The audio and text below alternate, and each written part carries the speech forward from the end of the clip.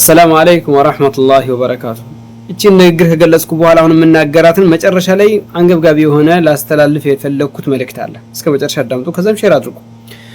አላህ Subhanahu Wa Ta'ala መላእክቶችን ማሰቢያ ማስተዋያ ሰጥቷቸው ያለ ስሜት ነው የፈጠራቸው።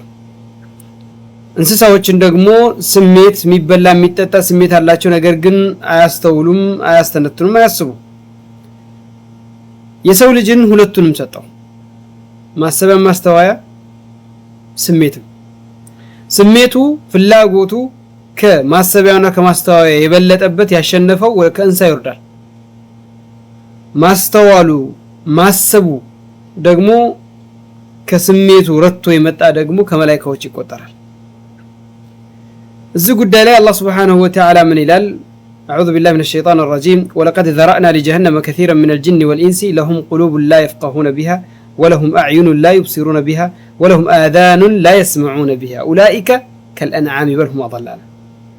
بركاتا لجهنم قواد لجهنم ما قالوا أذقن كسوم كجنم فترنا لا ينسو مقلجة عقل الله شو ما استوى يشلو عين الله شو حق ما يتشلو جورو الله شو حق ما اسمه يشلو الناس اندنسانات شو ورندهم كإنسابتات شو وردنا شو الله ترى وندم هتوشي الله سبحانه وتعالى عقل سيستن تلك فضل تلك درجة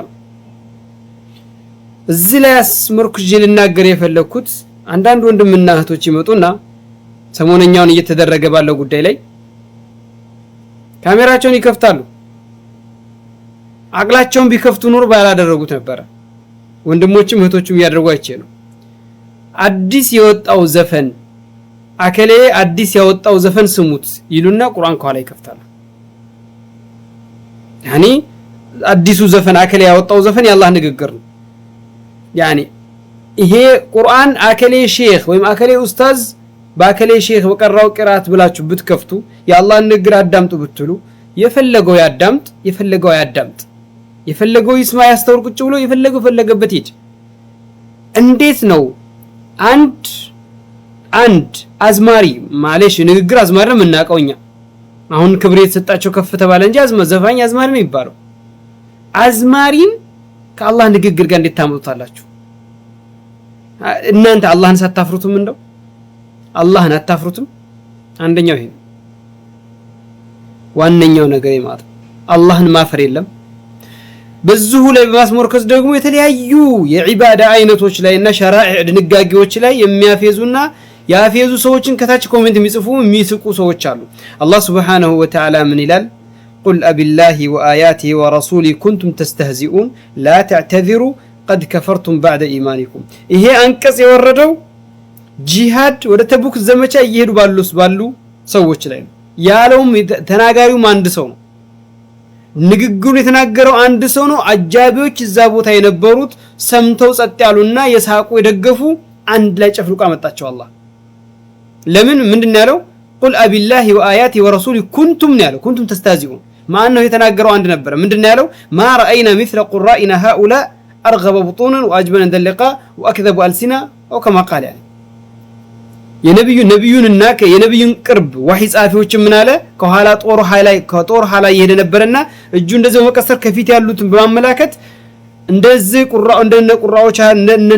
ቁራዎች ሆድ ወዳድ አንደበተ ውሸታም ጦርነት ላይ ፈሪዎችን አላየንም የሚል ቃል ሲናገር አንደኛው አንተ ሙናፊቅ ነህ ለነብዩ እናገራለሁ ብሎ ሄደ። ይሄን ቃል የተናገረው አንድ ሰው ነው። ልክ ነብያችን ጋር ሊናገር ሲሄድ ያንኛው ቁርአን ቀድሞት መጥቷል። ጉዳዩን ቁርአን መጀመሪያ ቀድሞ ወረደበት። ስለዚህ እዚህ ጋር በዲን የሚላገጥበት ቦታ ላይ ከታች እየገባችሁ ኮሜንት መጽፉ። ይሄም ከዛ ከማላገጥ የሚያንስ አይደለም። አንድ ተራ አዝማሪ አጨብጫቢ ያበዛችሁላቸው ከናካቴ ሁሉም ማለት ነው። አዲስ የወጣው ያከለ ዘፈን ብላችሁ የአላህን ንግግር የአላህን Subhanahu Wa Ta'ala ንግግር አንድ ተራ አዝማሪ ጋር ማገናኘትና በዛ መልኩ ማምጣት ይሄ የአላህን ክብር መንካት ነው። ይሄ ቁርአን አንቀጽ የአላህን ንግግር ክብር አለመስጠት ነው። የአላህን ንግግር ክብር አለመስጠት ነው። ስለዚህ አታውቁ ከሆነ ተአደቡ፣ ቪዲዮአችሁን አንሱ።